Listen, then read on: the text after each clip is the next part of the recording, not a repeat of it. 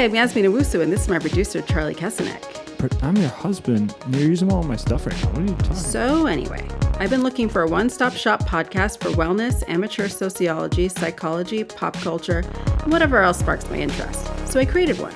We are limited to no lanes. We hit the gas and get into it. This is Peaked. Press play.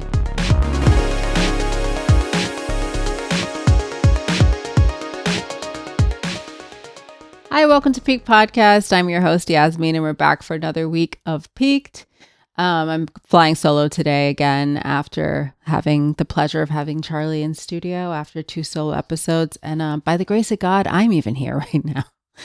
I'm being dramatic, but there was a series of unfortunate events that led to me being here at 8:30 p.m., which I know to a lot of you is going to sound like, well, that's not, for me, that is like, this is positively bedtime. Like, this is when I'd be feeding my dog and, settling into my bed with a tea and like watching whatever garbage I want to watch. Probably Euphoria, honestly. And I'm going to whine about it. There was a whole debacle. There's an ongoing debacle in my house with the kitchen sink and it backing up and replacing the garbage disposal a million times, finding tree roots in the plumbing and whatever. Anyway, this nice man has come over many times and tried to fix it and is usually successful in getting it to work for a while. This time, not even that. And he was at it forever, trying, snaking a bunch of cable in there. I'm not a plumber. I don't really know what the ins and outs were, but he went to war. He did his best, a valiant effort. And it seems as though the plan now is for us to get a plumbing company in tomorrow. Why am I telling you the rest of this? All of this to say I'm recording a lot later than I thought I would. And, I thought I recorded about 2 p.m. and it's like 8:30 p.m. And I'm still here. I'm doing it. And because I have decided at this stage of life that it's a value of mine to do what I say I'm going to do, obviously barring any mitigating events, like if, my plumber had punched me in the face and like sent me to the hospital, then no, right? I don't know why I'm putting that on him. That's insane. But as much as it may be an inconvenience, it might be not ideal. And I know you're all crying for me that I had to go one room over from my bedroom to set up a camera and mic electively that no one asked me to do and record a podcast that no one asked for. I know you're crying for me, but I am making it my value to do what I say I'm going to do. And I think that builds self-esteem for a person. I can recommend it to you. If you are younger and it's not something you've come to yet, continuously being reliable to yourself, keeping promises to yourself, like following through on things, like being a person you can trust and rely on, it builds your self-esteem and it mitigates imposter syndrome, and it just allows you to like just move about the world with a little bit more confidence and feeling a little bit more like a capable person. So yeah, it's a value that I have, and that's why I'm here. And I'm sure you'll all applaud me for it. And also applaud me for that story, right? Not everyone should have a mic in this world, but I do have one. I've got a mic and free will. Let's go. I want to talk a little bit about male grifters this week. And yes, it is spearheaded by the whole Scamanda Summerhouse, Amanda Batula, or as Dave Portnoy hilariously likes to call her, Amanda Batuglia. I just am obsessed with the fact that he calls her Amanda Batuglia. And I'm obsessed that he's in this in the first place. Like, what the hell are you doing in this? I mean, anyway, if you're not familiar with it, it's a Bravo show where there's 3 people on it who are in some kind of love triangle. Essentially, there's like 2 girlfriends, Amanda Batula and Sierra, and this like rat named Wes Wilson, a rat from Missouri named Wes Wilson. And he has a complicated dating history with Sierra Miller, and she had a lot of feelings for him and felt like he kind of left her in the lurch. And Amanda Batula, or Batuglia, is married to another castmate on the show named Kyle Cook, but somehow she found a way to have a scandalous affair with Wes Wilson, who her friend has this complicated history with over 2 years. Either way, stabby in the backy, all that stuff. All of this to say, I've always found Wes Wilson to feel like a thirsty, grifty type of dude. And I'm not the only one. I mean, during the reunion after Sierra Miller dated him, Paige DeSorbo, another cast member on the show, did call him out for the fact that like he probably, it seems as though he wanted to keep it open-ended and not commit to dating Sierra and not be forthcoming about how serious or not serious he was, because he was like keeping his options open, because now that he's like a Bravo celebrity, it was his first season and now it's his third. Now that he was a Bravo celebrity, he wanted to see like what, you know, little circles he could get into, what like little influencers he could date, like who he could get on the come up with. And, you know, I've maybe speculated if he thought that this would be like a bigger storyline for him, or if he thought maybe Amanda Batula has been like a more long-standing cast member, or like because Kyle Cook is such, he's kind of the epicenter of the show. He's been on the show for the longest. I mean, him along with Lindsay Hubbard and Kyle and Carole. So maybe there's like some kind of like him thinking that he can get alpha status by being with like, I don't know. He just feels like a hungry tiger to me. That is, you know, a Paris Hilton phrase for someone who's like very thirsty for fame. Yeah. And I think a lot of us in the, you know, Bravo viewership feel that way about him.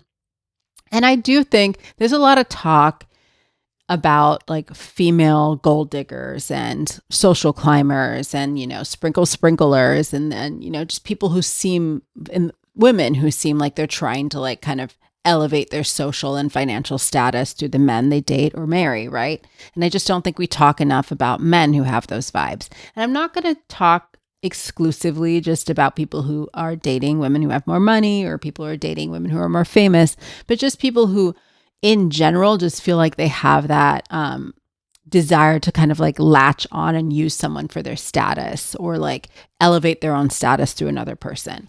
And Wes Wilson definitely gives that. And he definitely feels like a thirsty, hungry tiger. And he's dehydrated. He's parched. And like he has not had water. He's been wandering the desert, and like every orifice is a barren desert inside of him.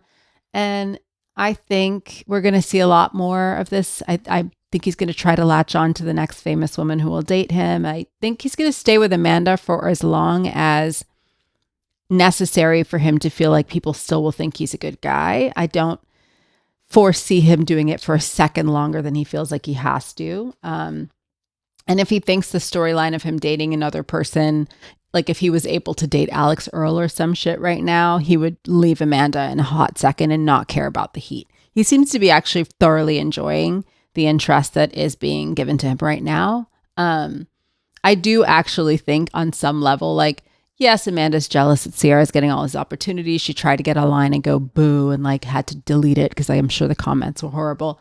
So she does have a thirstiness to her, but I do think part of her is hiding in shame on some level.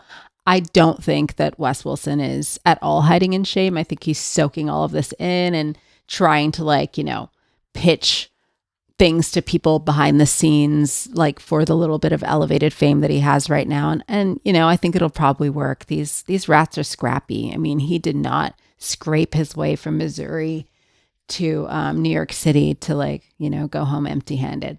I love when he said on like Watch What Happens Live, like that I needed to show Amanda the streets. You need to show a girl from Jersey the streets of New York coming from Missouri or wherever the fuck you're from. I don't think she needs you to do that, honey. I mean, I think she's been on the bridge in the tunnel before you were probably born.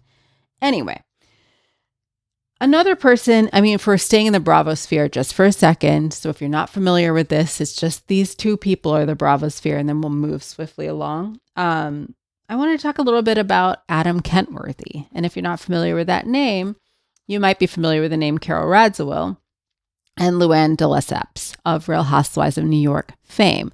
So Carole Radziwill was a cast member on the Real Housewives of New York, as was Luann de Lesseps. And the way that Carole meets her, well, will-be boyfriend, Adam Kenworthy, is she goes up to Luann de Lesseps.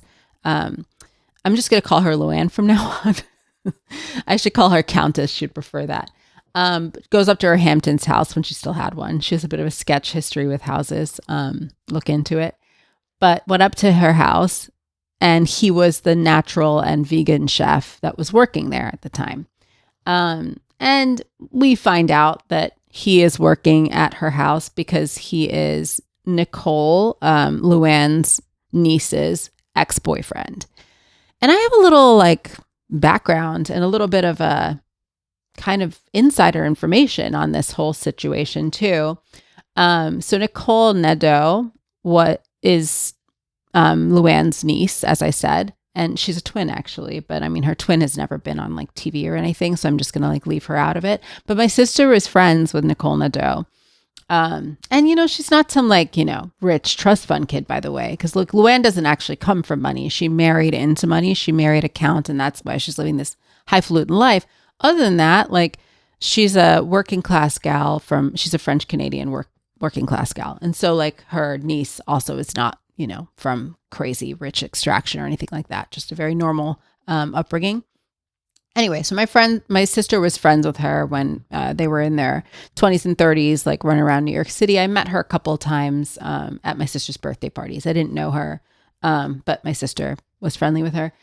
And so when this season started to air and we started to see Adam, my sister was telling me a little bit about, you know, this guy. And, you know, it's a guy that Nicole dated. And, you know, she mentioned that he seemed a little bit thirsty and like, you know, he kind of wiggled his way into like being Luann's chef. And so we do so during when he's dating Carole, because he meets her at this house and then, you know, Carole takes a liking to him and they start to date.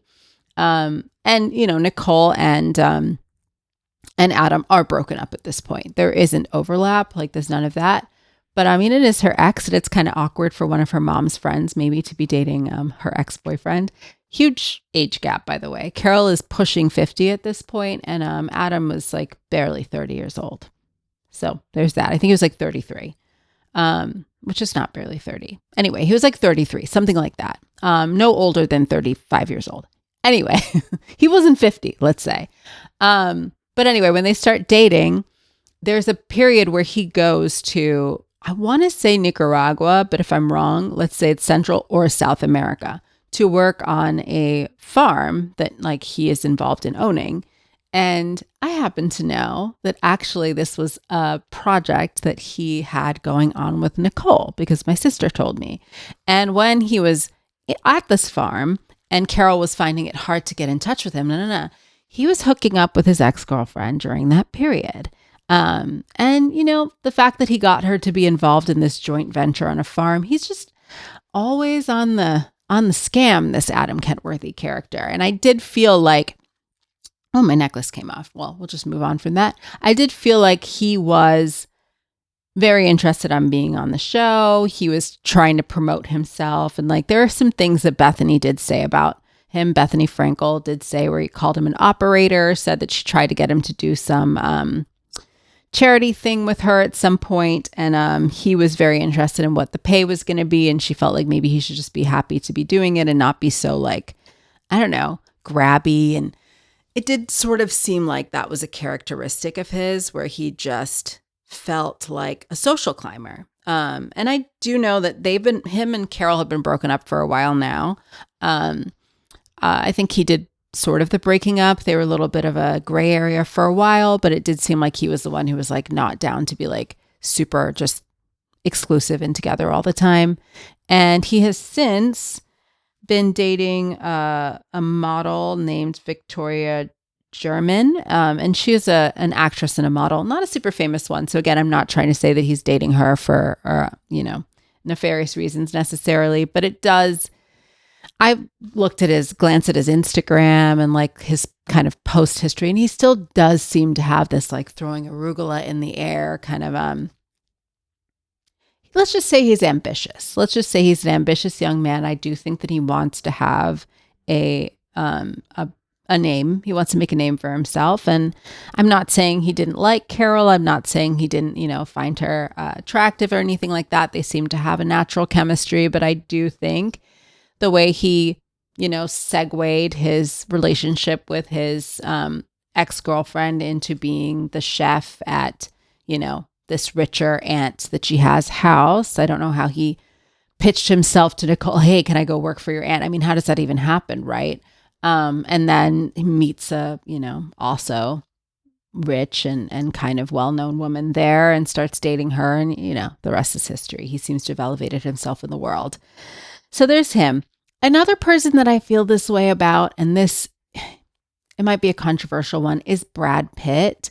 And his dating history with famous women is largely when he is famous. I mean, when he was an unknown actor, he also dated some actresses, but they were maybe kind of on the same-ish level as him. He started dating really A-list actors when he also was an A-list actor in his own right. I just have always felt like how he moves with when he dates these A-list women. So he has dated Gwyneth Paltrow very seriously. He obviously, we know that he was married to Jennifer Aniston, and then he was married to Angelina Jolie, who he left Jennifer Aniston for. So when he's dating these women, he has this way of kind of, and I'm not the first person to observe this, so I'm not trying to say this is like a crazy hot take of mine, but he has a tendency to kind of like morph into them in a way. So when he was dating Gwyneth Paltrow, like he got a matching haircut with her and, you know, was kind of wearing very similar clothes to her. She kind of liked, during this period of Gwyneth, she was very like that 90s minimalist, but she liked a little bit of a rocker edge. So she'd wear like a leather pant, and she had this like very blonde kind of set. It's a bit of a pixie, but like maybe a little bit like longer than that. And like he basically got the same hairdo, which by the way, he didn't even necessarily like make it more masculine. It was very like PC and very like the same as hers. And his entire vibe became her vibe. He became like very like New York, like all in black. And then when he starts dating Jennifer Aniston, all of a sudden he's like beachy California, and he's got a tan now. Like he was like very that like, you know, waspy hang out in downtown kind of like whatever, like New York vibe. And like now he's all of a sudden like beach bum, and they have like dreadlocks together, and like they're both only ever in jeans, and like, you know, very like all American, because like that's Jennifer Aniston's thing. She's like America's sweetheart, right? Like, so she's like always very tan, and she wears very like pared down outfits, and like, you know, always has beachy waves, and like she's kind of like, yeah, man, like I just like margaritas by the beach. Like that's her thing. I want to pet dogs in Malibu. And so he was kind of like rocking that vibe. And then he starts dating Angelina. Of course, he becomes completely her in whatever way. And, you know, there's that little like sojourn with Robin Givens. And like, I'm not really sure what he was trying to accomplish there, but apparently it was just narrowly avoiding being beaten the hell out of by Mike Tyson. Anyway, there's just something about the fella that just kind of feels like he's hopping around looking for an identity in the women he dates. And now he's out of his relationship with Angelina Jolie. He is with an artist. And before this woman, he was dating kind of another artist woman. I just feel like now he's trying to like rebrand himself as just being this like beatnik art guy. And like he also started painting during this time. It just feels again like he's not digging for gold. He's digging for identity. And he seems to be like trying to find it in women. Because he can't find it himself. And then he just like realizes every woman is a human, and women are not vehicles to like give you the life you want and to change your life and to make life more exciting. That's something that has to happen internally, you know? And I just think eventually every woman that you date is not going to be this like idea and this concept and this fantasy. They're just going to be a person. And then he just like needs to latch on, find another host, find another source for like who he's going to be next. And I think that's what he's doing now. He's a hipster artist, and he's just going to date a string of hipster artists until he decides who else looks compelling to him. And he hops in that body, shapeshifter that he is. Another one that bears, I'm just going to lump two together because they're kind of the same font. So we all remember K-Fed, Kevin Federline, who was dating Britney Spears in the early 2000s. So I don't know. I'm not even going to say what his resume is because let's be real. If he did anything at all, we know about it because he was dating Britney Spears. And he's very much like the handbag boyfriend. I'm sure he had angst about it, but he didn't necessarily try to differentiate himself in any way from that narrative. Like, I mean, it's not like all of a sudden he was like, no, I like lay in the cut. I'm not going to be on every red carpet. Like, no, he just was kind of the boyfriend that Britney Spears toted around, and he would just like pose with her and spend her money. And, you know, I think he's still living a very good quality of life on her back. And Casper Smart was another one. I mean, J-Lo kind of did have a string of this kind of partner that just seemed to be an accessory to her, an attractive, younger, but she looks super young. So I actually don't even think the age is that significant. Just some hot piece of eye candy that she just kind of like totes around and nobody really knows what he does. And maybe he says he raps. I mean, it's like Kevin Federline. He's a model. Let's say Casper Smart is a model. Do you know anything he's modeled in? Do you know his name? No, you know his name because of like who he's dating. Madonna tends to date a string of these too. It's just like her vibe to have like an accessory as a man. Like nobody, it may as well be her handbag. It may as well be a pair of shoes because we don't really know anything but what we project on them. Like, and that's kind of a Casper Smart K-Fed thing. And I don't really have a whole lot more to say about them. That's why I've lumped them into like one person. But like that's another kind of hungry tiger, one that doesn't necessarily have their own personal ambition. They don't necessarily seem to have, they're not parlaying this. Like I'll give Wes that he seems to want to jump on people to get somewhere. They just seem to want to like jump on people and ride that wave as long as they can ride it, as long as it throws them off. Like it's like they're riding a mechanical bull until it tosses them, right? They're just happy to like, I mean, it's not even clout. They're just happy to spend the money and go on the vacation, I guess. It seems like Paris Hilton's ex, who she had in her documentary, who she ripped his wristband off. He was like a failed one of those because he seemed like he actually just couldn't handle being secondary. And I feel like Casper Smart was actually kind of good at it. Like he was kind of good at just like, just being an extension of J-Lo. Let's get into a more singular vibe of one of these, and that's going to be Dax Shepherd. So we all know Dax Shepherd is dating Kristen Bell. They had their wonderful little moment of scandal because some things that they said in interviews. Before that, I think they've been viewed as like one of those like golden couples that everyone loves. I never particularly liked them as a pairing because I just don't get the best vibes from Dax Shepherd overall. I just think he he's got kind of crazy eyes for one thing. I always find him when I've listened to his podcast. I like some of the guests, and I do think that Monica Padman is a good interviewer, and Dax can be an entertaining and funny interviewer. But I find, and he has mentioned that he is very status obsessed, and that status is a bit of a wound for him, and it's something that he's always seeking, and it's partially because of this chip on his shoulder of growing up the way he did, being dyslexic, having all these stepfathers, like coming from like this, Detroit area town or whatever.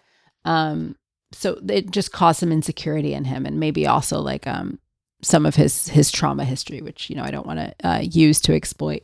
I don't want to get into it too much here, but all of that, maybe he has talked about, it resulted in him being kind of insecure in certain circles and always wanting to like jockey for status.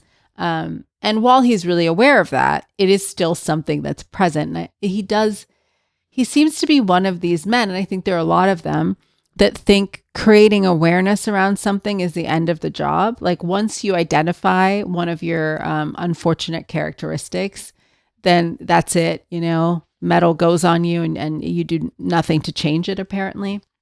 He also has a really annoying habit of just being the devil's advocate at all times. It's like he's like not being paid, but like absolutely advocating. And, he may as well have like a timeshare in Hades at this point for how much he's advocating for the devil. Anyway, he has that vibe, and he is dating or is married to Kristen Bell, and he has children with her. And before that, he like kind of had a string of more famous than him, I would say, more household names than him, significant others. I mean, I remember when he was dating Kate Hudson, it was very, prominent. Like they were always being like papped, and like he was always acting up for the cameras. Like there was a point where like he changed into her outfit and whatever, and it seemed playful enough. But then he also dated one of the Olsen twins, Ashley Olsen, and it just seems like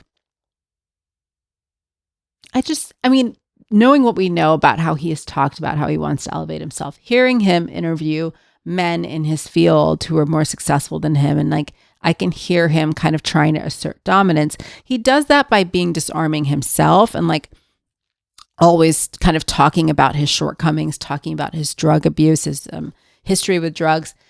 I mean, I do see that he uses vulnerability a lot, but it feels like he uses it to kind of control the conversation. And it's almost like he tries to get other people to be vulnerable with him so he can kind of be that like benevolent, kind of benevolent dominant figure. I mean, it's just a vibe that I get from him. He seems almost calculated in his vulnerability. And I think that is also him, and the famous and more famous woman is another vehicle of like elevating his status. And then he's got, insecurity about the fact that like his wife is more famous than him, and he constantly just like tries to make a joke out of it. But I think it clearly bothers him. I think we can all see that in his body language.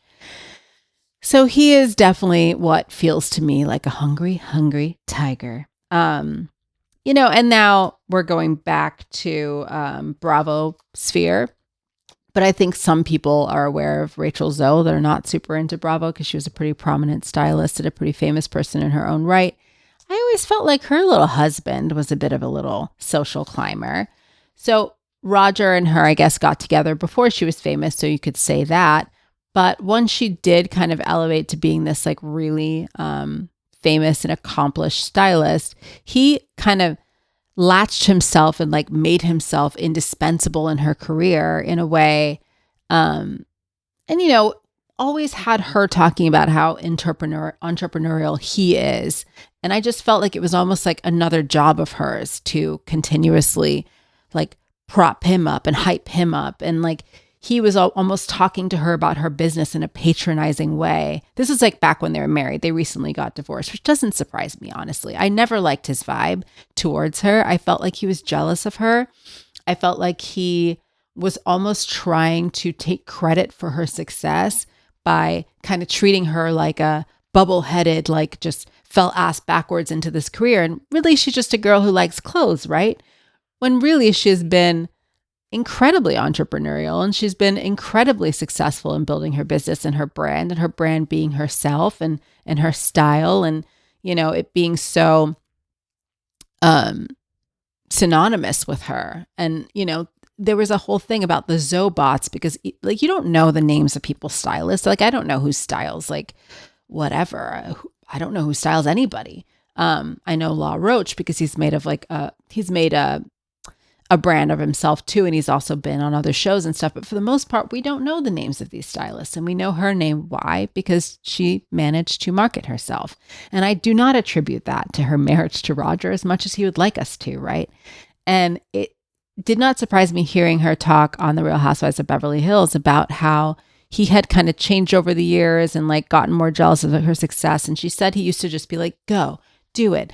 But, I kind of challenge that. I actually do feel like he spent a lot of time on the show that she used to have, which was called the Rachel Zoe Project, where it just followed her around being a stylist and her team, her styling team, and he was on it as well.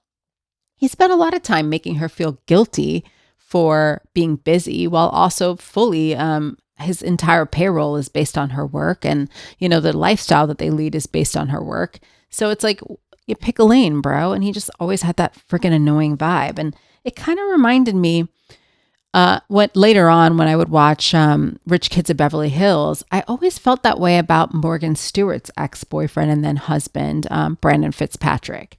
He had a very Rodger vibe where as much as he tried to seem like, oh, whatever, I'm not into all this like stuff you're doing and like, trying to be like on E, like whatever she's doing.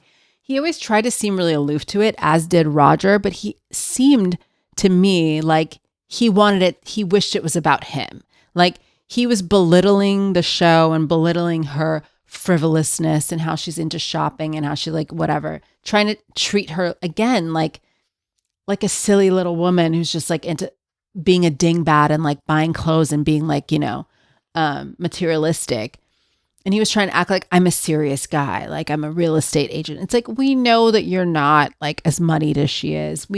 You're not fooling anybody. We know that you are desiring to have the kind of like, financial freedom that she has, like because of, her parents or whatever. And like, also the fact that she's like now creating a name for herself on this show. And I think you're latching on and you're like riding her coattails, but also complaining while she drags you along on them. Like, it seems to be a tactic of remaining in the cut, even though you really do kind of crave fame, to act really just like bothered by it all. I think there have been many house husbands who act this way, who just act like, oh, just like, oh, it's so annoying. Oh, whatever. Like, what are you even talking about? They just try to act like so irritated by all the filming. When I really just think that what they're irritated about is that they're not there to talk to them. They're not there to film them. And essentially they're just going to make the woman feel stupid about it until they can make it more about themselves. And they often do get the woman to kind of talk about them and their accomplishments a lot on camera. And I think that's really what they're after. Anyway, I'm not going to get into any more Bravo celebrities or anyone, really. I'm going to leave it at that. But those are just a few of my feelings about some hungry tigers in Hollywood. And I would love if people would just like create more dialogue around men on the come up. I mean, I could have talked a little bit about some, I don't know, yacht boys. Like people have kind of talked about certain people in Hollywood being like yacht boys. But I didn't want to get too in the weeds with like blind items and stuff, things you can't verify. So I'll leave it at that and I will see you next week.